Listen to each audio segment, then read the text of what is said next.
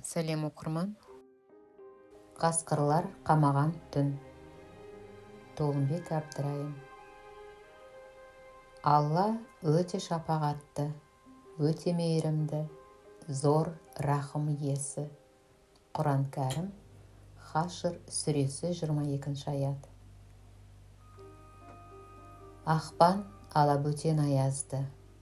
Сүйек қабар ызғырық тіршілік атаулыны дірдек қаққызған. Қоңыртаудың терістігінде 2-3 жылдан бері жалғыз үй пайда болған. Бір отар қойға ие, күндіз жем шөбін беріп, түс әлетінде суғаратын 2 еркек пен 1 әйел ғана көрінеді. Жайма шуақ күндері 2 кішкентай бала есік алдына шығып шана тебеді, қала берді, біріне бірі қар лақтырып, асыр сала жүгіріп ойнайды. Кешелі бері қыстауды 3 қасқыр төңіректеп жүр. Бірақ қойлар тұратын ағаш шарбақ биік, төбесі ашық тендік, қораға түсу қиын. Мұнымен қоса қабаған ит өте сақ. Ата жаулары бөрілерді былай қойып, анандайдан салт атты кісі көре сала алдарынан жүгіре шығып, ат үстіндегі адамды талап жеп қоярдай үздіге үреді кеп. Қу құлқын не істетпейді. Бөрілер бүгінгі түннен үміт күтулі. Үй шамы сөніп, айнала төңірек құлаққа ұрған танадай болған шақта, жапсарлас салынған жатаған қора арқылы баз төбесіне қарғып шығып еді, саққұлақ төбеттер қатарласа үріп, айналаны азан-қазан қылды. Артынша үйден жүгіре шыққан 2 адамның біреуі қос ауыз мылтығын тездете оқтап, иттер үрген жақты тұспалдап, шүріппені басып қалған. Сол түннен кейін бұл маңға қасқырлар жоламай кетті. Көңілі көбіктей бұзылған. «Әй, аңғал басмай», деді налып. «Адам аласы ішінде» деген нақылдың мағынасын білмеппін бүгінге дейін. Табиғатында тарпаң мінезі жоқ жігіт ағасын пұшайман қылған жанына батқан ауру емес, өзі бағып отырған бір қора қойдың иесі Жылқыбайтұғын. Қалтадағы азын-аулақ қаражатын дәрі-дәрмекке жұмсаған ол, алашақ айлығын сұрауға қала ортасындағы кеңсеге бұрылған. Қақпа алдында сүлік қара 2 Land Cruiser, 1 Toyota машинасы қаңтарулы. Кіре беріс есіктің құпия кодын білмей, аң тарылып тұрғанда бір жігіт келе қалды. Есік ашқан әлгі адамға алғыс рахметін жаудырып, табалдырға аттаған сол еді, таяу жердегі үйшіктен атып шыққан кесік құлақ апайтөс алабай арс ете түскені. Шегіне беріп, құлап қала жаздады зәресі ұшқаннан. Байлаулы иттен қорыққан кісіні бірінші көруім. Ой, шегім-ай, қарсы жолыққан қожайынның еркетотай ұлы болса керек, бет жүз торсықтай 12-13 жастағы қара домалақ бала мәз мейрам. Шолжың немеге сөз қайтарып басыма пәлетілеп алармын. Аш құлақтан тыныш құлақ. Ашуға булықса да ызасын тұсаулап. «Қалың қалай балақай?» деді сыпайы ғана. «Қалың мынауски», ерке ұл бас бармағын шошайтты. «Кімге келдіңіз? Әкең үйде ме?» «Мен әке демеймін, батя деймін». «Сол кісіге жолықсам». «Кім келді дейін?» «Қоңыртаудан Шопан Жанайдар». «Чабан деңіз, деревнядан?» «Ия, дәл солай». Көп тостырмай қожайын төбе көрсетті. Амандық саулықтан соң Жанайдар бірден келген бұйымтайын айтты. «Жүгін жеңіл есек жатаған келеді деуші еді. Қақаған қыстың түрі мынау. Сырқатыңды сылтауратып қалашыл боп алдың ғой. Ақша сұраудан басқа не білесің сен, айтшы?» «Қант жай алуға». «Кассада қаражат жоқ. 5000 теңге жете ме?» Домаланған қарап жүр еркек қалтасынан қызыл құлақ 5.000 теңге шығарып Жанайдарға ұстатты. Рахмет. Еңбегіңді жемеймін, ондай ойдан аулақ бол, деді безілдеген қалта телефонына жармасып. Көп ұзамай мен де барып қалармын, жылдам қайт қыстауға. Зәңкиген қос қабатты коттеджден ұзаған Жанайдар ашу-ызасын тежей алмады. Бүйткен шаруасы құрсын.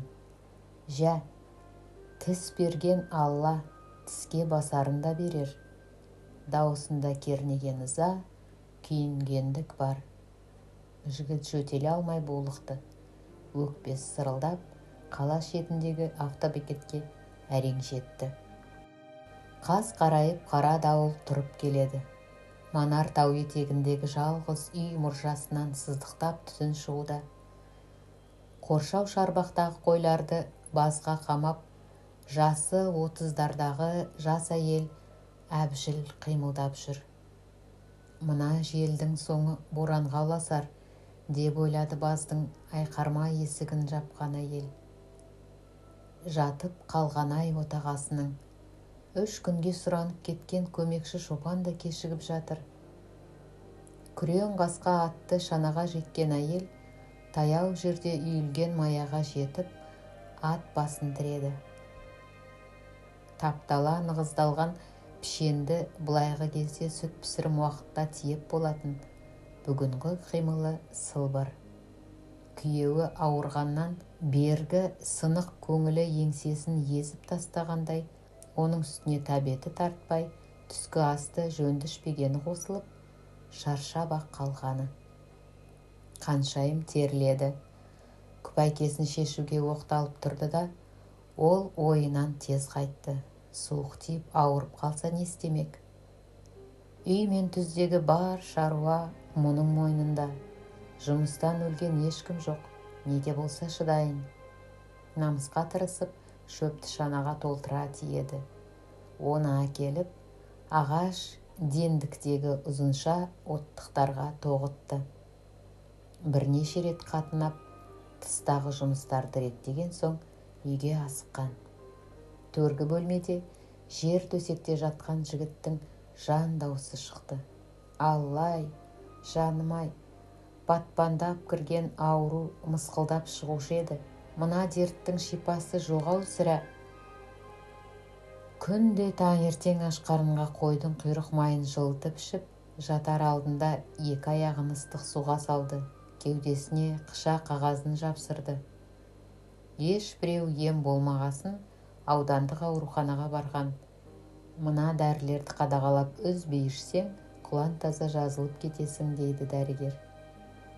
Жылы сөзге үміттенген жігіт үйге келе сала семіз қой сойып, жасы ет жеп сорпаланды. Дәрілерді де ықтияттап ішкенімен күннен күнге ауруы асқынып барады. Отағасының аяқ жағында ойнап отырған 2 баланың зәресі ұшты. Әке, анамды шақырайын ба? Дәрі ішесің бе? Су керек пе? 6 жасар Таңатар әкесіне төне жақындап, жік жапар. Кішкентай Айнұр көз жасына ерік берді. Айнұр, жылама. Әкеміз көп дәрі ішсе, жылдам жазылады. Тұлама? Лас айтасың ба, аға? Шынашақтай қыз көз жасын сүртті. Қалыным ашты. Қазір тамақ берем, шыдай тұр. Таңатар дөңгелек аласа үстелге түстен қалған ет туралғаннан қойып, ақ шәугімдегі жылы шайдан кесеге толтыра құйды. Айнұр, жақында отыра ғой. Осы кезде сыртқы есік әндете ашылды. Анашым келді. Айнұр тұра жүгірді. Қарындарың ашты ма? Қазір тамақ істеймін. Әкелерің қалай? Әкем көп жөтелді, деді Таңатар мұңайып. Мен жыладым, деді Айнұр бұртиып. Неге құлыным? Әкем қашан тұлады? Ертең ақ тұрар, күнде жылынар, ойнайсыңдар тысқа шығып. Қам көңіл қыздың жанары жарқ етті. Алақай, әкем жазылады, атқа мінеміз, шана тебеміз. Ыстық ас ішкен балалар қайта есінеп маужырай бастаған соң, шешелері өз бөлмелеріне апарып төсектерін салып берді. Шал қасынан жатқан жігіт үнсіз. Ат арыса тулақ, ер арыса әруақ деген осау. Айға жетпей тұралауын-ай, деді ішінен. Қанша ойласа да дені сау күндегі қызыл шырайлы, қапсағай денелі күйеуін елестете алмай. Маңдайына қолын тигізіп еді, күйіп жанып жатыр екен.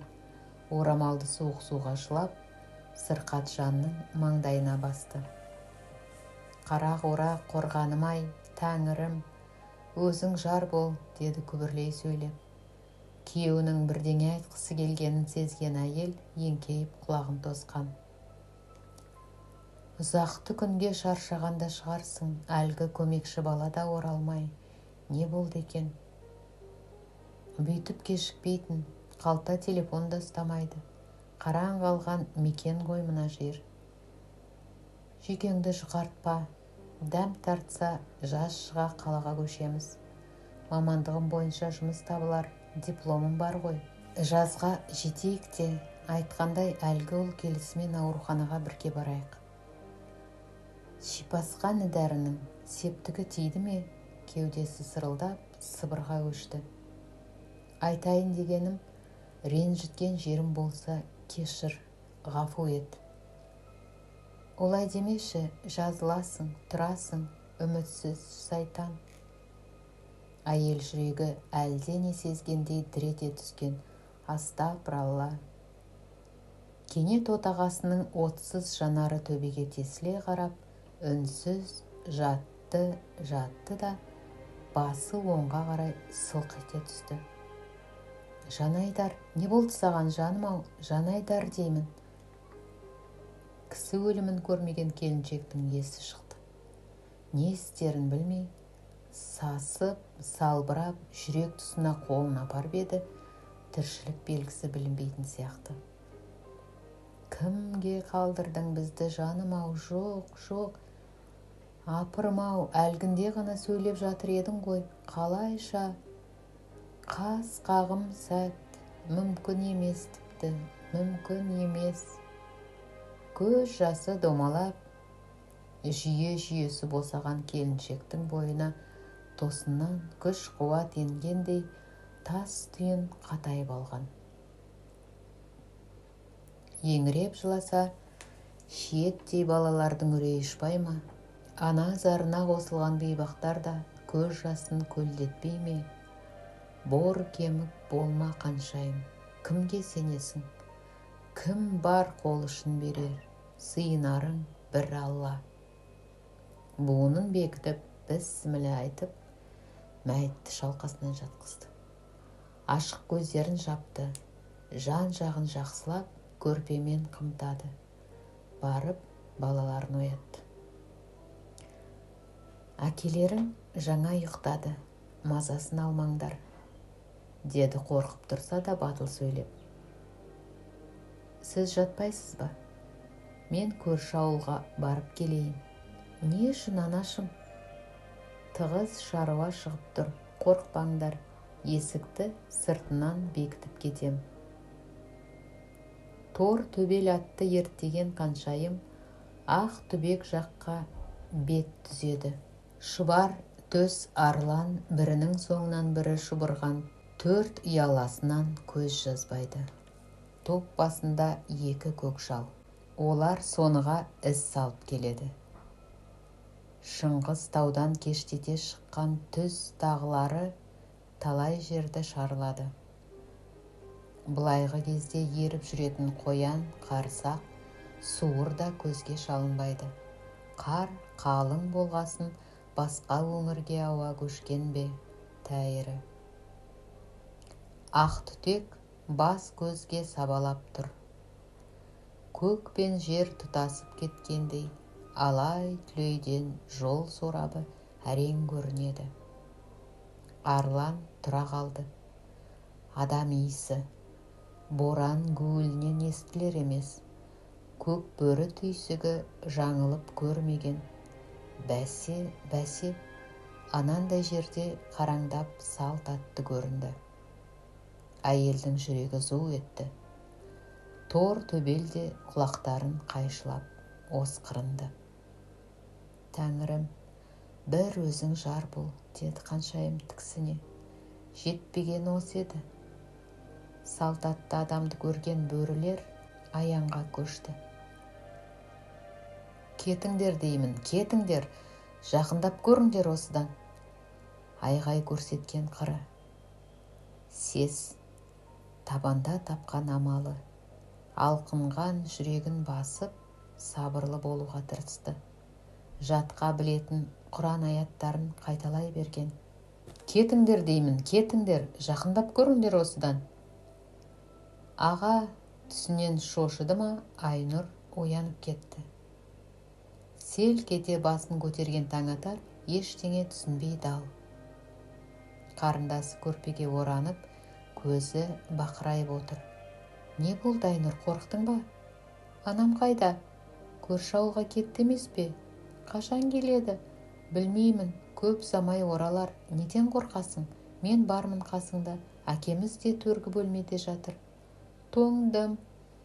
Үстіңе тағы бір көрпе жабайын, жылынасың. Аға, әкемнің қасына барып жатайықшы. Мазасын алмайық. Әкемнің қасына балайықшы. Әкемнің қасына балайықшы. Болмайды. Баламын әкеме. Неше жерден алдап суласа да көндіре алмаған соң Таңатар қарындасын жетелеп, төргі бөлмедегі әкелерінің қасына келді. Көрпені ашып, өзі сол жағына, Айнұр оң жағына тақала жатты. Дәнеңеден хабарсыз сәбилер аздан соң пысылдап ұйқыға кетті. Ақ жұмыртқадай даланың астан кестеңін шығара түтеген боран пышақ кесті бәсеңсіп, төңірек айқындала бастаған. Жел екпіні саябырлап, момақан күйге түскен. Табиғаттың тосын мінезіне таңырқаған әйел бұл өзгерісті жақсылыққа жорыды. Қаншайым жаттанды сөзінен әлі жаңылар емес. Кетіңдер деймін, кетіңдер, жақындап көріңдер осыдан. Қасқырлар қорғансыз әйелдің құр айғайын қайдан елесін. Аңысын аңдып, қатарласа еріп келеді. Бір кезде әйел дауыстай сөйлеп жөнелді. Төр төбел, сен маған ренжіме, жағдайды түсінесің ғой. Бір шешімге келдім мен. Бұлай етпесем болмас. Әттеген ай, мылтық ала шыққанда басын бас еді бүйтіп. Көздеп тұрып тарс еткізе басып салмаймын ба? Қасқыр атаулы оқ дәрінің иісін алыстан сезіп біледі. Көздері қарайған оларға керегі ас. Жыртқыштың аты жыртқыш. Әмбе олар көп. Қасарысып, қарсы тұрар бізде қауқар жоқ. Әй, қаскөйлер, жақындап көріңдер осыдан. Айғайлай дауыс қарлықты. Ай, пырмай, ажал аранға үн-түнсіз, еш қарсылықсыз бой ұсынама сонда. Қалайша? Тор төбел, мен сені қазір бос қоя берем. Арландармен айқасып, алдына келгенін тістеп, артыңа келгенін теуіп, құтылып та кетерсің бәлкім, кім білет. Бір тәңірдің қолында ғой. Кенет қара бұлттар ыдырап, ай сәулесі қиғаштай сәуле шашты. Жел сап тыйылған, бөрілер құрсауы тарылып келеді. Әйел жерге түсіп, ат басындағы жүгенді сыпырып еді, тықыршып тұрған жануар кісінеп шаба жөнелді. Шап, жануар, сілте, алаңдама артыңа. Осқырынған тор төбел келген ізімен қыстаққа қарай шаба жөнелгенде, қасқырлар да ұбақ-шұбақ ілесті. Шынымен аман қалдым ба? Түк емес пе көрген баққаным? Сене алар емеспін. Тісі тісіне тимей қатты тоңғанын енді сезді. Тұрған жерінде тізерлей отыра қалды. Тыныштық тілеген, жаны жай тапқандай шаршаған ұлы денесі балбырап, арсыз ұйқы ұйығына шым батып бара жатқан. Тұр жаның барында, шапшаң қатып өлесің. Құлақ жарған зор дауыстан зәре-иманы ұшып, атып түрегелді. Айпырмай, бұл не дауыс, қайдан шықты? Салмақтап саралайтын шамасы жоқ еді әйелдің. Таңғы ала келең шақта Ақтүбек елді мекені көзіне оттай басылды. Ауыл адамдары әлі тұра қоймаған секілді. Шет жақтағы ұзын баз алдындағы бағана басында электр шамы жарқырай нұр шашады. Өзіне таныс көк шатырлы үйге бұрылды. Иманы жолдас болсын. Болған іске болаттай берік бол. Екі жастың біріне де келмеген жанайдарды кім қияды қазаға? Тағдыр жазуы, деді туысы жағдайды естіп. Сен жатып демал, мен жігіттерге жолығайын. Жол жүрудің қамын жасайық.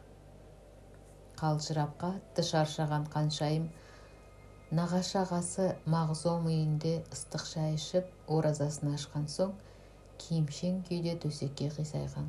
Қанша ұйықтағаны белгісіз, тыңайып қалыпты. Тұра сала жинала бастады. 3 ат шанаға жайғасқан адамдар түске тақау жапандағы жалғыз қыстауға келіп жетті. Сыртқы есіктен енгенде дәліздегі тықырды естіген балалар алдан жүгіре шықты. Анашым, келдің бе? Деді Айнұр шешесін құшақтап. Келдік балапаным, келдік. Қорыққан жоқсыңдар ма? Қорыққан жоқпыз, деді Таңатар Сергей күн қатып. Тоңдық, деді Айнұр тақылдап. Әкем де тоңды. Ол әлі ұйықтап жатыр. Қаншайым кішкентай қызын бауырына басып, жүрегі езіле, емірене сүйген кезде кешеден бергі жан беріп, жан алған жан себіл шақтары елестеп, алқымына кептелген мұң шер, ащы өксік парлай жөнелді көзінен. Сау болыңыздар. Каналға тіркеліп қойыңыздар.